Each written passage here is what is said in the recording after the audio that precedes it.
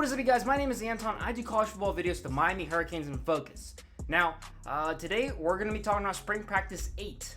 And as you saw in the first part of the clip, we are going to have Spring Practice clip. That's going to be a second part. But you that I'm talking to, that's going to skip through the second half, hold on. You're going to want to listen to this first part of the analysis because there's stuff on those clips that you won't, see that I'm going to address and talk about here. Now, I want to give also a shout out. Those media clips aren't mine. They're for the media outlets posted down below, so be definitely sure to check them out. And all these notes in here are just a whole plethora of sources put together to catch up all things Canes. The first place that we're going to be talking about, well, it's going to be definitely the wide receiver group. Now, the wide receiver group, so many drops. You won't see that on the clip. There was drops left and right. Harley started it, and then it got contagious, and Jeff Thomas is just dropping them everywhere. Some, people that were watching saying maybe new gloves or something. I mean, it wasn't good. I mean, to the point that N'Kosi Perry had to get on Harley and was like, catch the ball, man. Come on. Catch the dang ball. It's a freaking piece of gold, It wasn't a good deal there. So definitely improvement needs to happen on the wide receiver core group. I will tell you guys an interesting thing that I did hear about from the Orange Bowl boys. They're talking about Mon Richards, and he asked the interesting question of who has the highest ceiling, who's going to make that big jump this year. He said Hightower, surprisingly. He didn't mention Pope, and he said Jeff Thomas. He thinks there's a lot more Jeff Thomas can provide, which I think we all as fans agree. There's so much untapped potential in JT, so he says those are the guys to look for, the wide receiver core group. Coming into Enos' absolutely epic offense. Now, the O-line, not a good day for them either. The D-line was really that had their way today. There's not much to say about the O-line. Tight end group, Will Mallory actually impressed some people that were watching. He was doing very well. There's some bad passes by Perry to him. He caught him, and it was pretty impressive. There's also really good passes from Perry, which leads me to the point of the quarterbacks. But before I start on them, I want to mention Brevin is still out. He's around there doing his own stuff, probably for, they're trying to be very safe. This guy's a ball of an athlete. They know he doesn't have to have all this practice to completely get all this stuff. He's now a sophomore. He's going to get it quickly. So I think they're being very, very cautious there, which is a good thing. Quarterback competition. Martell impressed. Martell was making moves. It looked like his passes were just better. He was on target when they would catch it. It seems like he's settling in. Some of the media reports are like, look, this guy's really getting grasps together. Same thing with Perry, actually. Perry seemed to be very, very well in his improvements. But it seems like peaks and valleys. Again, you hear good stuff, and then next week you don't hear anything good. We'll see. Williams is also, he was actually quiet today. Nothing big mentioned about him. We'll see. Note, those who care, he was with the one someone mentioned, but they're throwing everyone around. It's getting a tight race, that's all I can tell you. It's getting to be a very tight race, and Tate Martell is stepping up and starting to make better use of his throws. Secondary, Mark Carter's still out. He won't be in the scrimmage game either. DJ Ivy was actually asking. He said he actually gained 10 to 15 pounds. He's now at 193, so that's pretty interesting to hear about. Linebacker core group, well, the defensive coordinator had some stuff to say, and he mentioned linebacker, and he said, look, Pickney and Quarterman, they're the heart and soul of the defense. So that's great to hear, and it's going to be tough when we lose them. So hopefully next man up, step up this season, at least in the rotation part. D-line, like we said, dominating. D-line has been absolutely dominating and ripping apart guys everywhere. Ford is actually down from 318 to 303 pounds, which is good to hear. He's getting, in best shape he can be. He actually got banged up a little bit in the big cane drill was mentioned, but he got a little bit better after that, and he's doing fine. Also, Harvey's getting quite a lot of news, and Baker's really high on him. He thinks he's a natural pass rusher. He's doing very, very well. So, interesting thing to know, and you'll see in the interviews coming up after the second half, is the lineman coach, he's saying, look, we've got the best group on Team 1, but Team 2 is the big one. But if you think about it, Team 1, you could throw in Pat Bethel, Silvera, Garvin, and Hill once he comes in. Team 2, we're looking pretty good with, heck, you throw in Ford and Chigozie when he comes in. And you could have Harvey, although he doesn't have, yet a 100%, experienced college career, but he's getting some hype. Brousseau's still there, and he's the man that people are scared of, and Patcham's been really stepping up. So we'll see, but it's shaping up very well on the D-line. It's going to be probably just as good as it was. Running back room, not much to mention, but it was a little bit of a frustrating day for the offense. DJ Goggins, the realist George, he said, hey, get faster. It was mentioned by some. The other thing is our tight ends coach. got on to the whole offense. I mean, he just ripped them apart. Stephen Field was not happy, and he made it very obvious. It was very loud. Everybody took notice. So it just wasn't the offense day today. It seemed like half of it was humming, the quarterback room, and the other half was not, with the wide receivers and such. So, but it's good to see that the staff is keeping them very high standards and keeping them accountable. Knowles is back from his injury, was mentioned. The rest, Wilder, Pondy, and Lingard are still out or limited in practice. Scrimmage is coming up, guys, this Saturday. Now it's closed off to the media for those who are looking for, content and vids coming up Saturday. It's going to be, maybe we'll get a statue of sorts, I would hope, and such like that, but we'll see. It's going to be game-like action, so keep in mind for that. And let's roll the clips. At the end of the day, guys, it's always all about the you.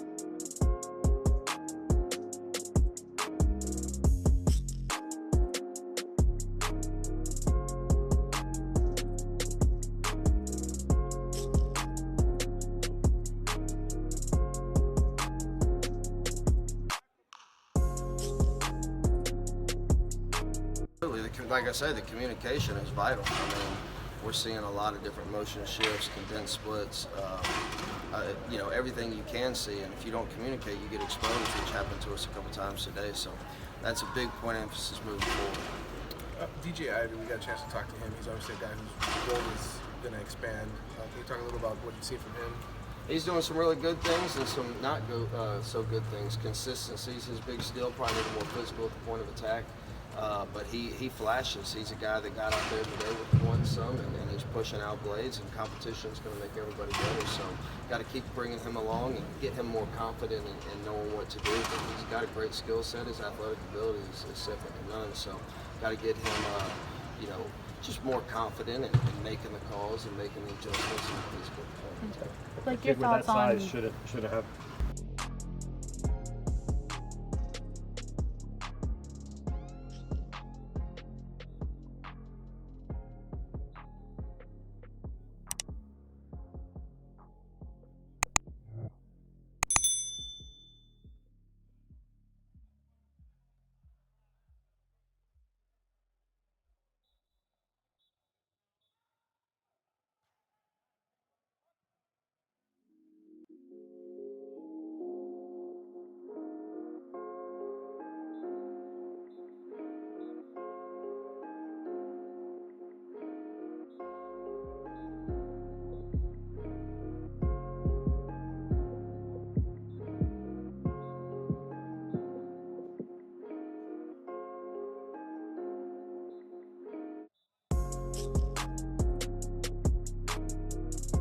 Him, I think Nesta's doing some really good things. And you talk about Pat Bethel, across the board inside, I'm happy with where we're at. But, John Ford he's just a large human, but he's doing a good job. Like I said, I can't say enough good things about all those guys inside there, but he's definitely standing out. Like I said, Nesta's standing out. He's playing with a sense of urgency as well.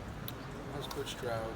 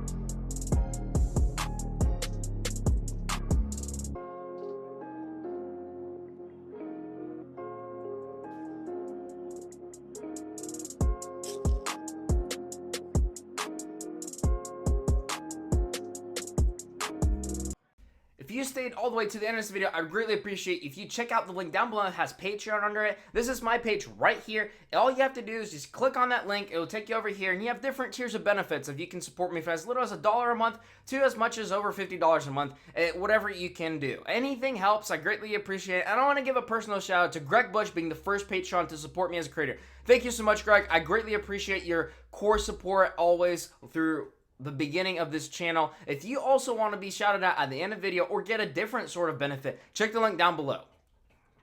It's been actually good because, I mean, I feel like you need to learn more than what you already know in order to get better. So, I mean, I feel like that was really a good thing for us. What does he really stress with the D tackles? Is there something that maybe is different from Coach Simpson in terms of the way he wants you to attack the D I tackle? mean, yeah, it's all hands, get up the field. Use your hands, get up the field, and make plays in the backfield. They got high character. They've been coached up very well, obviously, the past 3 years. So we're just kind of plugging myself into the system here and making a few subtle changes, and you know, same horse, different driver type of situation. So it's been real good. The transition's been very smooth. How is you want to go? Go. What have you found about the talent around here? What's your first impressions about the season? Oh golly, you know what? There's 2 or 3 kids right now in the front that, you know, on the edge. You know, Neil Garvin is an exceptional talent. Scott Patchin's having a great spring as well. He's obviously played a lot of football, so both those guys are veterans and they've played quite a bit. And on the inside, you know, John Ford, who you guys visited with earlier today, is having an exceptional spring. I mean, he obviously has a great body. He's learning, and he's kind of embracing what we're doing, and he's been phenomenal this spring. And I think the biggest challenge you have as you look at the talent is developing your 2 deep, you know. And we have some challenges there, and we've got some guys that need to get better and need to step up. And then we'll have some new faces coming in this fall, and we'll just find out where our depth plugs in there and do the best we can. But you got to be too deep in this league, and you got to be too deep because they're all going to get an opportunity. They're all going to play quite a bit. So your 2 deep is what's really important. We can put one group out there is probably as good as anybody. And then your 2 deep is where you win. How is Jahfari Harvey looking? You just talked to him.